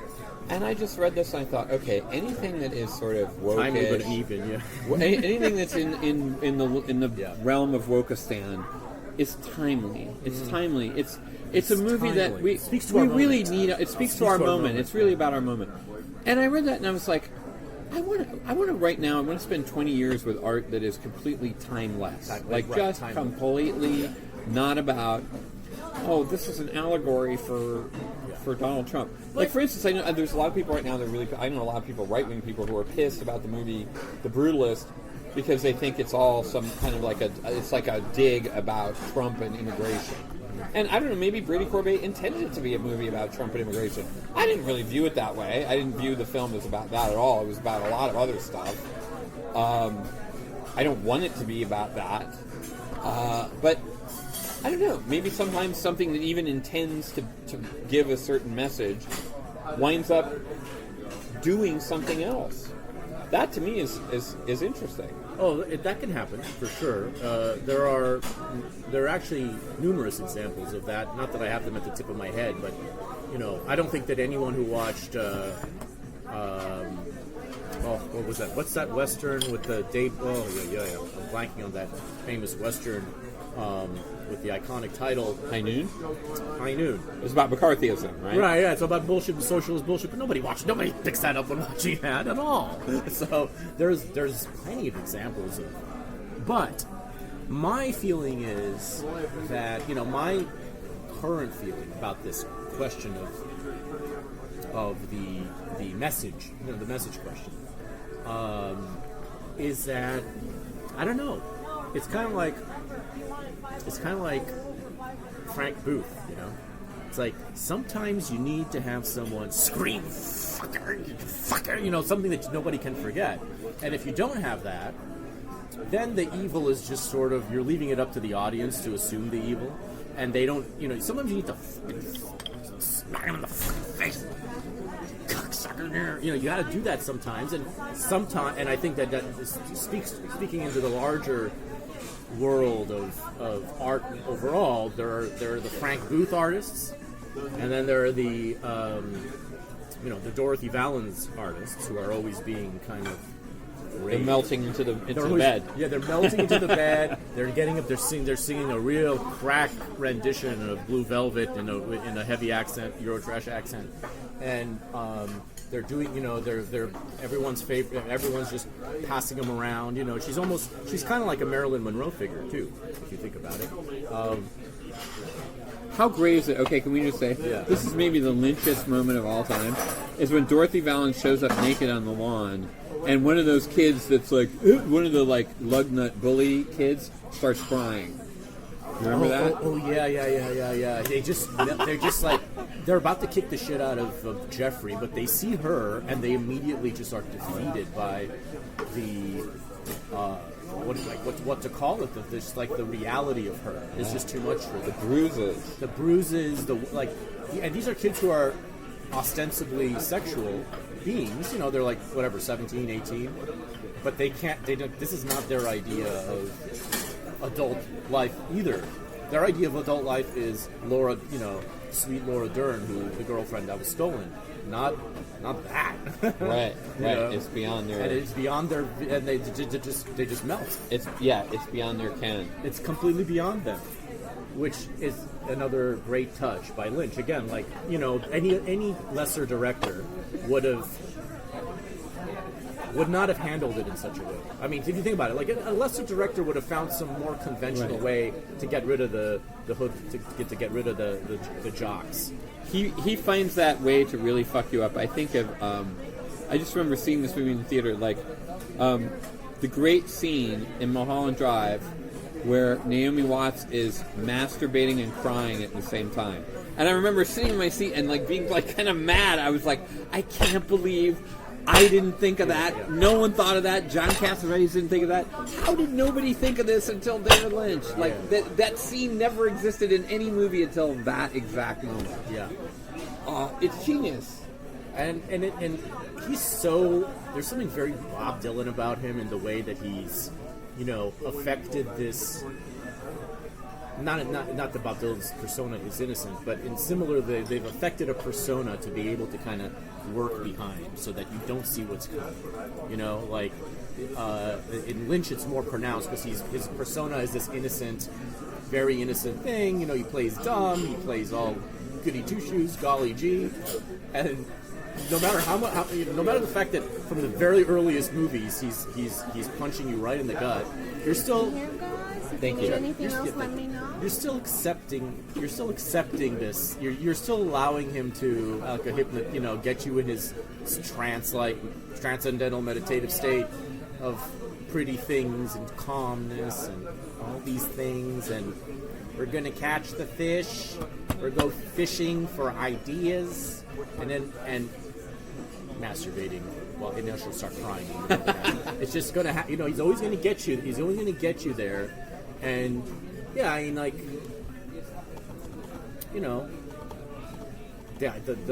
the unity around him now is, it can obviously be annoying to some. I mean, you were telling me that you kind of found the fan cult aspects of the shrine, of the Bob's Big Boy shrine, to be annoying. For me, it's like, well, it's nice that people. Thank you. It's nice that people are being allowed to worship a man for once. When was the last time that happened? Yeah, that's really beautiful. A man, let alone a great artist, who depicts women crying while they masturbate. The fact that he achieved it, and again, most of these people don't know. I've never heard of a girl. I never heard any woman, including Camille Paglia, say anything interesting about David Lynch. Really? I've never heard of a woman. Well, Pauline Kael wrote some great essays about it. She'll be, but she's an exception that proves it. Even Camille Paglia was dismissive of Blue Velvet. The one thing I've seen her comment. I mean, I certainly know lots of women who worship Lynch. I do too. And kind of and this is, there's kind of a little overlap with Tim Burton. All strippers like David Lynch. Oh really? Oh yeah. I think strippers would have the most. That makes sense to me. I'd love to talk to a stripper about David Lynch, but one who had real opinions. We can go over to Cheetahs right now. Oh, they'll all know? And I'm sure there's going to be a lot of hot takes on Inland Empire. Oh, okay, yeah. Guaranteed. But I think that speaks also to... I think it's too close to home. I mean, no, I'm not. I'm just saying that there's something weirdly. Yeah, you could. I think that thing is. It's about dysfunction, and about the fact. Once upon a time, those kinds of things. The Laura Palmer and Dad, all that madness, and Bob, that was completely hidden. It's like Jeffrey says, I feel like I'm seeing something that's always been hidden. I mean, that's the thing. It's corny to say it now, but that stuff really was hidden. Yeah. That was not on Jerry Springer or Dr. Phil or, that was really, truly hidden. Yeah. And I think Lynch was one person who kind of popped that out of the, on the box. You also get this sense when, I'm thinking like growing up, what is abuse? It's this, people speak of abuse like it's this, just this like boogeyman, basically. Like abuse. Like, it was abused and this was abused. And like, what? Who are these monsters out there that are abusing people? But the monsters in question are people the people next door, the people that like you're saying, or as Frank Booth tells us when he turns to the back seat facing Jeffrey, but in fact facing us, the audience, you're just like me. Yeah. Like it's not that, it's like there's this, you're raised as a child to look at every bad thing as this externality that must be kept outside of the home. And it doesn't, it doesn't, until you come, you don't realize that the bad thing is perfectly within your own capabilities. Mm-hmm. And even then, you've tried to find ways of disguising this fact from yourself. But then David Lynch comes along and reminds you of it in the course of a beautiful cherry pie. Yeah. And coffee, and and a song, nice old song from the 50s. Well, I think of there's a little quote that Pauline Kael put at the top of her review of Blue Velvet, and it says it all. It's somebody that she heard outside the theater saying, "Maybe I'm sick, but I want to go see that again." And that's the feeling of all his movies. They're so traumatic. There's some of the most disturbing images I can think of, and yet you want to go back and take the ride all over again. You want to see it again. But, and to the question of what did he know that we don't know, and to your answer of the connection between beauty and horror, or the dangerous, what did you call it? That they're like Siamese twins. Yeah. Which is so much of him is in that whatever that the lost highway is between the two Siamese twins. Like, what is the thing that's connecting? What is that cord that's between these two? The red room or whatever that is that connects the lodges, and it's and perhaps the message that is never expressed out loud, but is one that if you live in a world of David Lynch and you've kind of accepted his spirit into your home, you look at things the way he looks at them. Once you love an artist like that, you adopt his way of looking at things to your own way of looking at things. You look at things in a way that, in at least somewhat in a way that's similar to his own, or your understanding of what his vision is. And perhaps there is a, not to use the word lesson, but a lesson there that the way to deal with horror the horrors that we are inevitably will face in our existence is in some way to make something beautiful out of them, or to have this active sense of beauty as almost as like a defense against horror. I don't know, but I don't have it figured out. But I feel like there's something there, which is why we love him so much, is because he's given us this weapon to use against horror, which is a weapon of beautification, or it's not quite the word, but there is there's something that can allow us to create more beauty out of the materials. One thing we didn't talk about is something that he spent his whole life on, most of his life, more of his life than filmmaking, is teaching people about transcendental meditation. And I think there is to me there's a strange connection where here's a guy who I don't know what sort of suffering he had in his life or what darkness was in his life, but he certainly got a quote unquote got a lot of it out in art. He certainly got a lot of it out through meditation.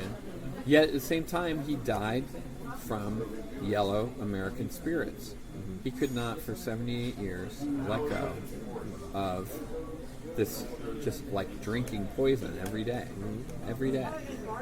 Yeah. What is that about? He found so many paths to peace and to freeing yourself of demons, and he died from Fire Walk with Me. Yeah. Fire Walk with Me. That Yeah. Well, he accepted.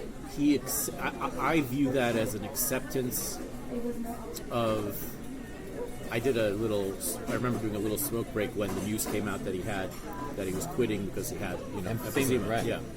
And I was thinking back to, I know from reading his memoir how important cigarettes have been to him. It's not just it's clearly something that's been creatively important for him. And clearly, and fire is a fundamental motif in his work, obviously, because it's such an element. I mean, we talk about the wind. I mean, I've been talking about how Lynch Lost Highway was in my mind, a Santa Ana Winds movie, just because of the vibe, just the way in which things move and evil wafts in. Clearly, he had a compromise with the devil. I mean, if you're smoking cigarettes, I smoke cigars, and he felt like he needed a little bit of that. He needed a little bit of evil coming through his system to think clearly. He had to have that. Yeah. He had to have that in there.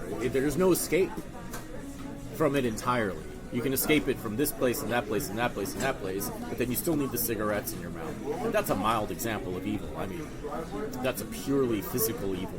It's just hard to imagine someone going to India and leading, 1,000 people in a meditation, and then he walks off stage and light up. That's a great. I mean, but that's humanity. That's our fallibility, our fragility. He's so much more relatable thanks to that. If he was just a pure Maharishi who lived to like 140 years old, it might be a little bit much, Yeah, he's also a raunchy man, it seems, despite his uber innocent veneer. He clearly has an avid sexual imagination. He's had 4 wives.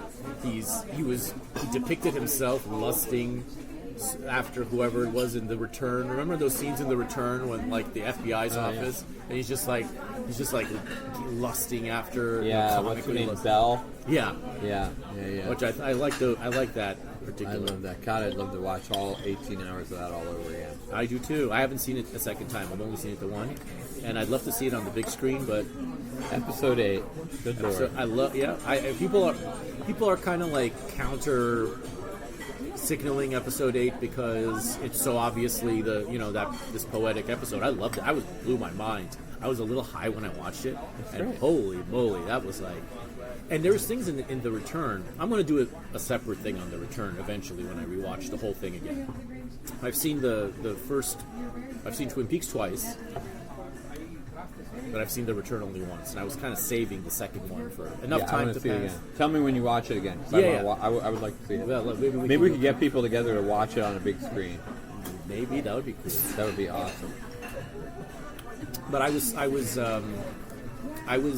were so many things in that felt like, and I'm sure many people have this experience with anything Lynch, but it felt like specifically speaking to me.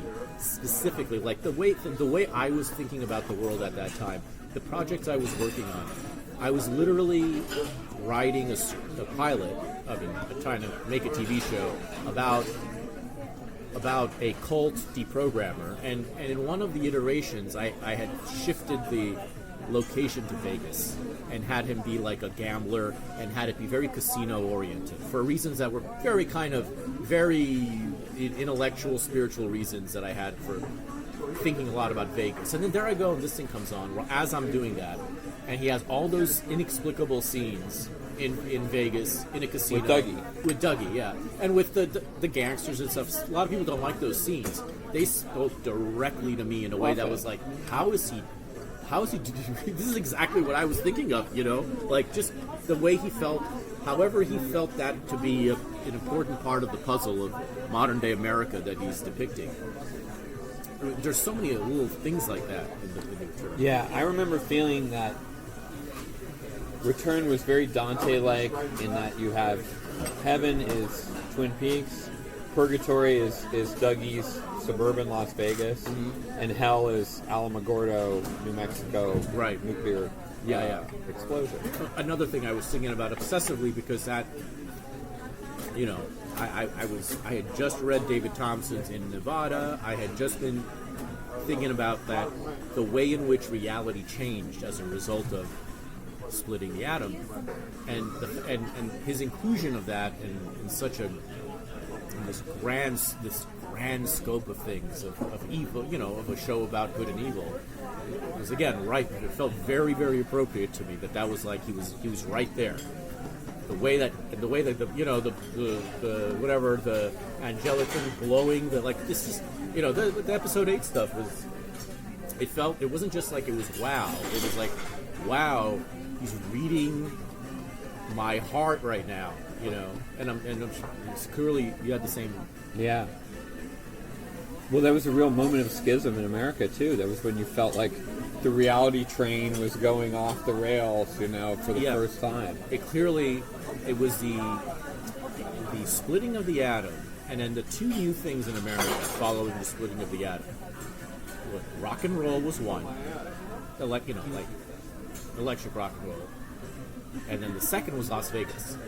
Las Vegas did not exist before the splitting of the atom. It was a wild western town. You know, it was like Reno. The Vegas that became, as we know it, follows that the atom split. And so that's why him having, of course, rock and roll is very prevalent in his stuff. The music of the 50s is very prevalent, but like to me, that's another reason why Vegas has made sense to exist in this Twin Peaks world, the return world. Well, it's an ongoing pleasure to meditate over Mr. Lynch, I think, is the moral of the story. If I can add one little last morsel, I would just urge people. I don't know. Can you attach video files to your pod? Oh, yeah, I'll just turn them to. You mean like play a video or play the audio? Like of a video? Can you stick links or something like that? Because there's so many great Lynch I can put them shorts. in the These 2-minute shorts that he did at AFI, like The Alphabet and Grandmother, that you can find. I could put them in the episode it'd be great because they're awesome, and there's there's a handful of them, and they're like this great thing where they're sort of in the midway point between sort of 3 points, like a live action film, an animated film, and a painting. Yeah, they're kind of a little of all those three, and they're gorgeous. I will link them in the episode description. I'll close with something we could potentially open with. I might cut this and move it a la Tarantino, just to explain to the people. We met at an intermission at the New Beverly Cinema, Tarantino's New Beverly Cinema, in between screenings of Sweet Bird of Youth and Summer and Smoke, two Tennessee Williams adaptations. Both, I mean, I knew about Sweet Bird of Youth. I was really taken by Summer and Smoke. That was really good, and I'd never seen it. Yeah, that was a strong one. That was a really strong one.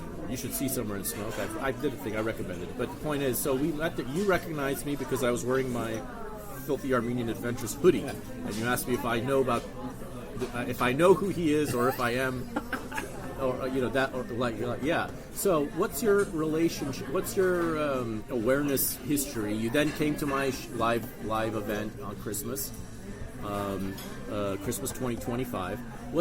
Could you give a brief recap of your kind of how you've been, how your eye has been on me? When did you? How my eye has been on you? Yeah. Well, it's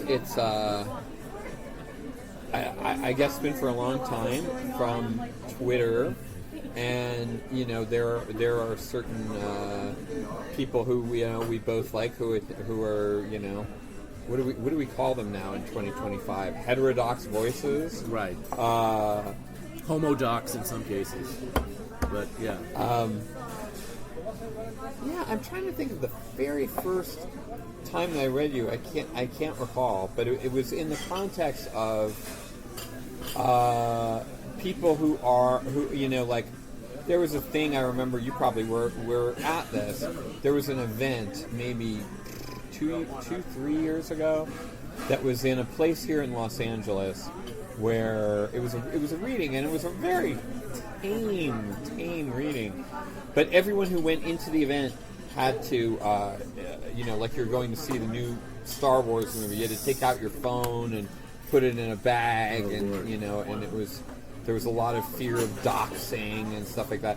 And I feel like now we're in this world where it's like, fuck it. Yeah. Like, is there really anything that you're going to say that you're like, oh me, oh my? Yeah. The HR department is going to shoot me tomorrow because of blah, blah. I feel like that's just gone past.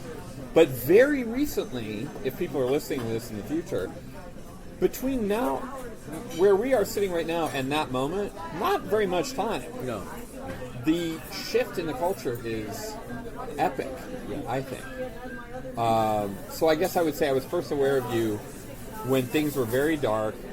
It was very hard to say if you said the wrong thing, you outed yourself. It was scary. And I think now we're in a to me it feels like a totally different place. Well, you have your feet in. You're someone that I knew from having listened to your appearances on Brett Easton Ellis' podcast, and so you're obviously you're a filmmaker, as am I, and much less prolifically. You have a foot in conventional Hollywood. So, how do you feel in that regard? I mean, do you how open are you with your lips in the circles of Hollywood today? I mean, I think I'm just one of those people that's a character that people have always known as sort of they think of me as contrarian and Wilder's saying something wacky about it could be about movies, right? Just saying something about movies that people clutch their pearls over. Yeah. So I don't feel tremendously endangered by that. But I will say, I mean, the thing that I think is hopeful now is I think we're in a moment where the really shitty things are starting to thaw and melt, and I think people are getting back to, like, for instance, Lynch. I think people want to see. People like, the reason you like a David Lynch movie is because it freaks you out.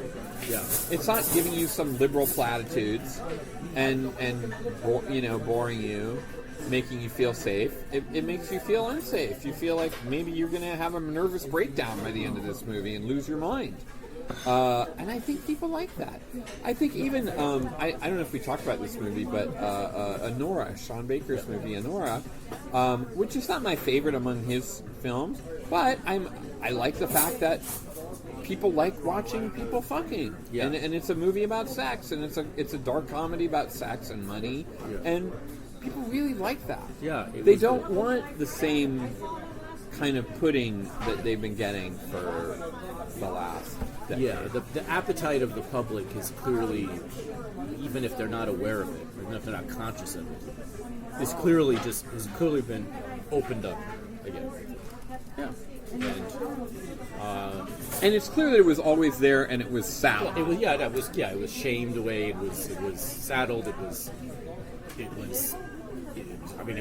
penalized. It was artificially restrained. Obviously, yeah. But the shift has happened. It's going to continue to be felt. There's no going back to what we had before until it reformulates in a new villain, in a new way, and eventually comes roaring back. I think it's a matter of just who still clings to that dark, superstitious, peasant-like ideology, like with their fingers, because they have nothing else. Who still clings to that? How much power they're still given? How much deference? How much, how much that's going to linger? I think that's the question. Like how long do I have to? I mean, I told you about the project that I'm trying to film this summer. I've shown you that project. We won't mention the names on the air, but there are lingering problems associated with that, and I'm just wondering, how long is this charade going to continue? Here's the thing that I think do you know this guy Matt Malinsky? He's like a pundit you would see on Malinsky? Bilinsky. This guy you would see on Instagram or something. Yeah, I've seen his name, I'm sure. And I was talking about this yesterday, and I think this really is this is like the real mistake that was fatal, is when Elon Musk bought Twitter, it was the real coup de grace was not that wackadoos and Nazis and loonies came on Twitter and could say whatever they want. They can say whatever they want. It wasn't that. It was the fact that very decent people said, I can't be here anymore. I can't share a platform with these Nazi screwballs. I have to depart. So when they kept their virtue and left the whorehouse, that's when everyone won. Because they could never again say, we kill you, we cancel you, crush you, because they left the building. They went to whatever their stupid, I don't know, what is it called, Mastodon or Threads or whatever, Blue Sky. Hell. Yeah, Hell. some dumbass thing. Yeah. Nursing home for expired libtards. But they went up there, and they're continuing to do that. They're just sort of like crumbling. They're like, I will not share. And it's so funny to consider this in light of the Elephant Man, where in a manner that is, I would say, highly politically relevant and always will be. This will never change. You have that beautiful scene where the Elephant Man is at the theater, and he stands up. The actress comes out. The actress that is just sort of taken an interest in him because he's a freak and a charity case, basically, comes out and says, the entire company would like to dedicate this performance to Mr. what's his name? John Merrick, a great admirer of the theater. He stands up, and everyone's murmuring and looking at him, and there's all the sophisticates, all the great people, all the noble souls, the highest of the society. They all stand up, and they start clapping at him and looking at him, and they're no different than the low-class perverts who were paying to see him at the fucking carnival. Absolutely, they're the same thing. It's the same thing in a fancy suit. Yeah, and it's that's which is one of the which is to me the great thing about that particular. I mean, very well done. It's very well done. And it's foreshadowed, and it comes through, and there's a horror to it. There's their clap becomes a cacophonous thing, and of course he doesn't know any better. I mean, he's so overwhelmed. But as an audience, you're meant to feel that it's the same as the gazing. That's right. And there's that couple that's horrified when they have him in their home. Yeah. They're holding their teacups. Their cups, and they're shaking. They're shaking, and it's coated in liberal generosity and Christian charity and whatever else, but it's the same thing. Yeah. And so goes the cycle of White Lodge and Black Lodge in our culture. Sometimes I in love. 'Cause I knew and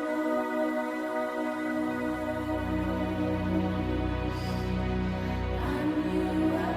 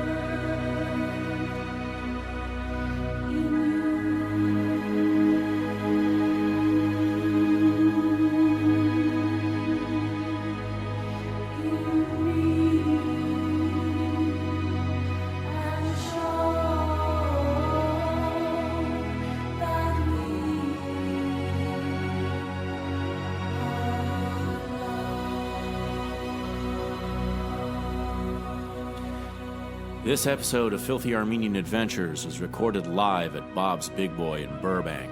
Guest starring Matthew Wilder, opening written and voiced by your host Alec Mohibian, made possible by the rug merchants, cigar singers, and oligarchs of the night who subscribe to the show on Patreon.